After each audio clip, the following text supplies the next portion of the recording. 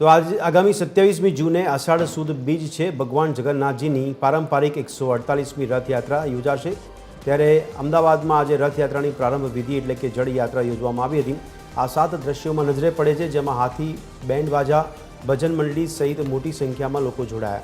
108 જળ કળશ સાથે વાજતે ગાજતે સોમનાથ ભૂદરે યાત્રા પહોંચી હતી। પ્રથમવાર એસી ક્રૂઝની મદદથી નદીની મધ્યમાંથી જળ કળશ ભરવામાં આવ્યા, જેના કારણે આ વર્ષની જળયાત્રામાં જળ ભરવાની વિધિ ઐતિહાસિક બની હતી। સાબરમતી નદી કિનારે ગંગા પૂજનની વિધિ પૂર્ણ થયા બાદ મહંતોની હાજરીમાં 108 કળશમાં સાબરમતી નદીના નીર ભરી મંદિર લવાયા। મંદિર ખાતે ભગવાન જગન્નાથ, બહેન સુભદ્રા અને ભાઈ બલભદ્રનો જળાભિષેક કરાયો। પૂર્વ નાયબ મુખ્યમંત્રી નીતિન પટેલે પણ ભગવાનનો જળાભિષેક કર્યો। ભગવાનનો ભવ્ય જળાભિષેક કર્યા બાદ ભગવાન જગન્નાથજીને ગજવેશ ધારણ કરાયો, તો ગજવેશના દર્શન કરી ભક્તોએ ધન્યતા અનુભવી હતી।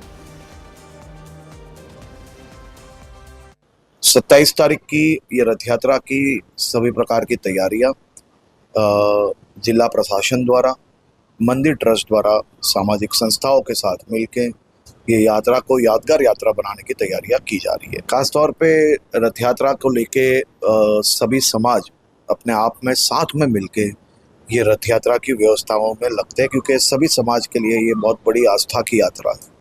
तो आस्था और व्यवस्था की यात्रा ये अपने आप में व्यवस्था के लिए भी सबसे बड़ी यात्रा है और आस्था के लिए भी गुजरात के लिए सबसे बड़ी यात्रा है।